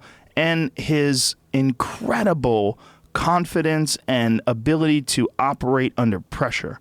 That's the big thing, is being dwarfed by the moment. Being dwarfed by the moment happens so many times. So much. People allow those negative thoughts to creep into their mind. All those eyeballs. It's a lot of fucking eyeballs, baby. A lot of eyeballs and a lot of doubt. What was the biggest audience you performed? What was the first time you took a quantum jump? Like, what was the number? Did you go from like consistently doing like clubs? Then what was the first time? Like, what was that? Because I had a very weird thing happen to me with speaking. It was always like 500, 300, 49, 80. And then I got this weird gig for Remax National Convention at the MGM Grand, not like 15,000. Jesus Christ. And I was like, it was such a What is funny... that like? I mean, I would do it every day if I could. It seems really bizarre, right? Like a detachment that's why I'm from the asking you. people? Yes, but I focused on the people that were closest to me. Okay. It worked for me. Yeah, that's a good move. That's the way to do it. And while taking into account all the people that aren't right there. Correct. Yeah. What about for you? What was the... Well, I mostly started out with clubs for a long time. I mostly did clubs. And then as I started getting more and more popular, I moved into larger places. And the biggest place that I've ever sold out was in Denver, which was like 5,700 people. So that's a different experience, man. It's just weird. It's weird. Someone's addicted to their phone. Sorry, I had to just update my next... addicted I have another to their meeting. phone. You have another meeting tonight? Yeah. What are you doing tonight? Doing a biz dev meeting. Really? Yeah. A business development meeting tonight at after 10 p.m. Yep. That's hilarious. I normally... And you live in New York, so this is 1 a.m. for you. Yep. And I left at 4 a.m. this morning because I had Chicago meetings. You on speed? What are you doing? Popping pills? My brother still has a weird... No, I'm like, seriously. you super what do I clean? have? I'm super... do you have? I've never even tried smoking a cigarette. Whoa. Yeah. Well, that's good. Smoking a cigarette's probably not a good move. No pot, no nothing? Nope. No. No? Much to the chagrin of every one of my friends. Maybe make you a little bit more creative. I just think I have natural something. Mm-hmm. Because my brother literally thinks I'm a robot. Like, literally has asked weird questions of my parents. You seem passionate. If you're I passionate, you're think that's what it engaged. is. If you're engaged, you're excited. You know have what I am? energy. I'm grateful as fuck. Well, that's good, If too. if you really asked me what the slight variation of that is, I think it's gratitude. Gratitude's huge. I It's think gigantic. I think gratitude is a real drug. I think it is, too. So I'm just grateful. Well, it's certainly fuel. It's energy. and it's a warmth, and it's a feeling also that's very attractive. Like other people recognize true gratitude, and they get excited by it too. Yeah, and perspective. Yeah. I think perspective is another one. I agree. Yeah, perspective is good. You know, being honest and humble and recognizing that, yeah, you work hard, yeah, you bust your ass, but yeah, you're also like super lucky just to be living in America. Super lucky to be trillion healthy. to one. Yeah. Your dad might have decided to jerk off one more time the day before, Right. and we wouldn't be here. Damn. 400. Jamie, your mom might have wanted to take a quick glass of wine. Like 400 trillion to one, the odds of being a human being. No, seriously. I know I'm getting this is a little weird thing, but like we're going down this path. Like I'm fascinated by that. Yeah, no, it's real. It's a real statistic if you think about cum. Yep. Really start dividing If you and conquering. really understand that you could end up on your dad's the law of chest cum. instead, or a Yeah. napkin instead of like becoming a human. True. It's humbling. Yeah, it is in a lot of ways. Yeah. But once that happens, Once you become a human. yeah, once Okay. you become a human, even then, the odds of being fortunate to have Yes. good health, fortunate to not have Yes. have the fuck beat out of you by your Yes. parents. That's right. Or being in foster care with abusive exactly people, right. or a million different factors. You're going down that. Yeah. You're going down the path that I think about on a daily basis. I also had the misfortune of 3 of my 4 grandparents dying before I knew them, because everybody died in Russia in their 50s because Right. everybody was fucking miserable from communism. Yeah. And then, so I haven't had a whole lot of death in my family. Like I've had it. I mean, it's real good, and so I'm grateful. What the fuck do I- Gratitude's you know, giant, man. It's giant. It's really good. And you know what? And you can extend that gratitude. Like there's a lot of people that woe is me, but god damn it, you just need to look at it in a balanced perspective. There are people in parts of the world that would fucking literally kill to be in any position that anyone listening to this who is woe is meing right now. You know what the problem with woe is me? Nobody's fucking listening. My friends, let me tell you who's listening to you complain. Either the 2 or 3 people that kind of have to because they're your parents, or your other fucking losing friends. Yeah. Nobody gives a fuck. That's the problem. What people don't understand about complaining is it has a 0 ROI. Right. And also excuses. Excuses are terrible. They're the worst thing you could ever do is give yourself a reason why you're not successful or not happy or not this or not that. It's always yeah, well, it's your easy fault. for you to say, Gary. Yeah, 'cause you- well, your yeah, I dad, got it. Yeah, your I dad got it. fucking Yeah, I owned a got wine it. I store, got bro. it. Yeah, I got oh, it. you're fucking, get it. you're so happy you started a I fucking get it. YouTube channel, I bro. get it. Oh, well, my dad, he fucking Yeah. used to hit me with a belt. If anybody's made it that looks like you, that's it. That's it. It must have happened. There's a blueprint. So I get it, man. Listen. What is it even making it, right? Well, that's your if own anybody, definition. Is That's anybody exactly happy? right. That's it. Is anybody that's in similar circumstances, did they navigate their way better than you? Learn from them. Learn from them. I think for me, the journey is the fucking addiction. So Like, you just love the whole The puzzle game, of it all, the game. It's funny. I was listening to you about like fighting and the Mm-hmm. performance. That's how I feel about business. Actually, buying the jets is going to be the worst day of my life. Because then you're going to need a new mountain to climb. Yeah. You Now need then to I buy an want to island. Start a country. No, I don't want that shit. No? I want. You know what I want? I What? want to build a honey empire. Honey. Honey. Honey. I want to build. Like bees? I want to build one of the most successful business things ever, and I want Mm-hmm. to do it in a way that I treated my employees and my business partners in a honey manner. Oh, okay. Not Yep. actual honey. No honey, like honey and vinegar. But Right. like, yeah, I More don't- honey than vinegar. Right. Correct. Right. You get more I was flies super from pissed honey. when Steve Jobs was the icon in Silicon Valley, and all my young friends started becoming dicks to their employees because they thought they were getting more out of their employees. Yeah. That I always hated that disturbed me I about hated him, that too. fucking narrative. I fucking hate that. But I wish I knew what the actual truth was. I wish I got to see him communicate with his employees and see what it was that freaked him out. Like, was he really a dick, or did he work with a bunch of ne'er-do-wells or lazy people or fools, or what is it? Is it One. number one? What he wanted to be number one for No, sure. no. He was a dick. He was definitely a dick. Listen, truth is, back to Right. the way you talked about steroid use and Hugh and Roy, I don't know. Right, I don't know It's either. super hard when a whole lot of human beings are saying it who worked for him. Yeah, I think he was absolutely, completely obsessed. And I think for a lot of people, that really wasn't what they wanted. They wanted a job. You know, they I'm wanted obsessed. to do good at their job. I'm obsessed. Yes. But I deploy empathy. I know that other people have other goals and wants and needs, and that shouldn't come mine, even though it's my company, it shouldn't come at their expense. It's my job as a leader to figure out how to provide for them and figure out what's left for me to do what I do. That's leverage. Right, but what he wanted to do was create something unbelievably powerful, and Yes. he had this super vision of it, and he wanted everybody else to share that vision, but not really necessarily share in the rewards of it, which is a big problem, right? Nonetheless, listen, I don't know shit about him to critique it. Here's what I know. I don't like turtlenecks. Ready for this? Ready for this? The bottom line is, he impacted an entire generation of young 25-year-old Silicon Valley CEOs who weren't smart enough and decided just to be assholes across the board for like 2 years there, and it really sucked. So you would know that. I don't know anything about that. Yeah. So explain to me what that was like, because you might as well be talking to someone from another country. That whole era of like Web 2.0, that second wave, that 2004, that Kevin Rose, right? You know, who invented Dig, then, you know, and Zucks and Ev Williams and the investors Saka and all these characters. It was just a crazy thing. You knew you were sitting in a game. It was kind of like Hip Hop 85. Like I would go to these meetings, I would be in San Francisco, I would hang out with them, and I just fucking knew. I even have videos in 2009 like saying this shit. I just knew. I was like, these are gonna be the fucking characters that are gonna be the next icons of the world because they're building the products that everybody's gonna pay attention to. And there was just a lot of things going on. At first it was pure as shit. Like these kids really just wanted to save the world. Right? Like, let's make the world better with technology. Then you started having assholes like me come in who had commerce ambition.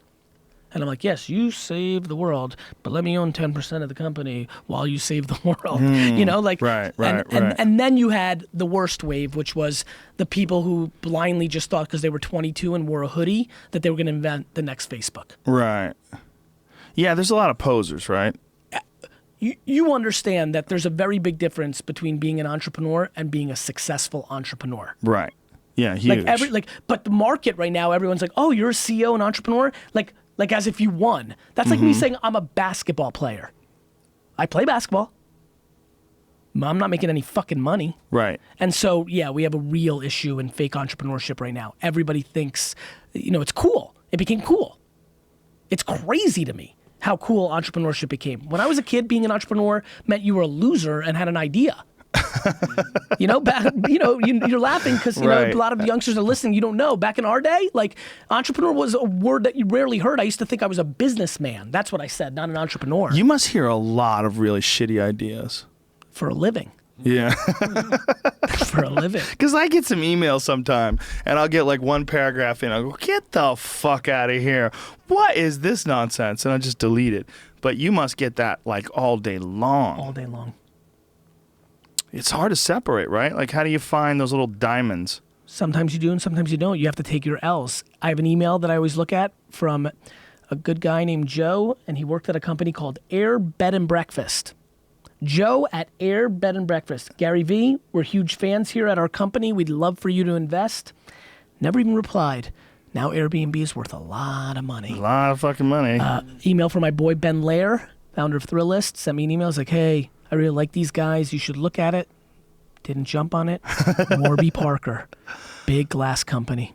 You know, like it happens. Yeah, that's a weird one, right? Who the glasses. fuck saw that a glasses company was going to be giant? Not me, but other times, you know, Venmo. Zappos. Knew it right away. Like, you know, it happens. I mean, it goes both ways. I saw Amazon.com. I was like, bitch, how much money are you going to make selling books? Yeah, oh yeah. Oh yeah. Wow, I use it every day. I'm from the generation where people made fun of my dad because I didn't open a second wine store and I went on the internet. Right. They're like, the internet's a fad. Youngsters, listen real quick. People debated if the internet itself, forget about is Snapchat going to be here in 5 years? Sure. Back in 1994, 5, 6, 7, 8, people were like, the internet's not going to be here in 5 years. Go earlier than that. When IBM first came out with their home computer, people were thinking that's ridiculous. I mean, of course. That's what like, always that's happens. a joke. The telephone is not a viable product, was once said Yeah. by the people that didn't want the telephone to win. Yeah, nobody saw a lot of things coming. So what should we do, Gary V? Let's wrap this up. Yeah, what let's should wrap we it up. do? What should people do? People should fucking stop complaining. Right. People should figure out who the fuck they are. Good call. People should not listen to America propaganda of fixing the shit they suck at. They should be tripling down on what they're good at. They should be competent in certain areas, but you're not going to become Beyonce or, you know, like your bone structure is a certain way. Like you're not going to solve everything. Your IQ can get a little bit better, but don't worry about the incremental. Figure out what you fucking puts you on fire and you're halfway decent at. If you're lucky enough right now to be listening and you're good at what you like, become tunnel fucking vision.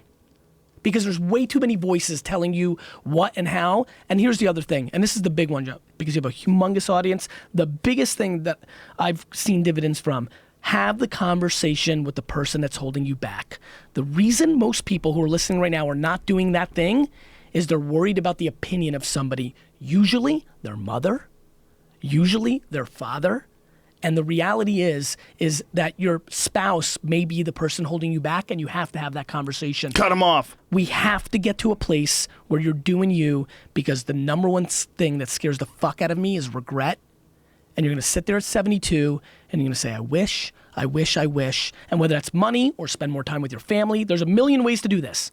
Not everybody wants to buy the jets. Not everybody wants to smoke weed on the beach in Bahamas. Like, everybody's got a different fucking thing. Figure out what your fucking thing is and stop making fucking bullshit excuses. Who the president is, your mom did this, like I missed it. I had that idea for Uber. Then why didn't you fucking do it, dick? That's what I think, Joe. Better words have never been spoken. Gary, you're a bad motherfucker. Thank you, sir. Thanks for having Pleasure me, man. meeting you. Real So pleasure. glad you did this. Thank you. Good night, everybody. We'll Good be night. back tomorrow, episode 911 with fucking Alex Jones.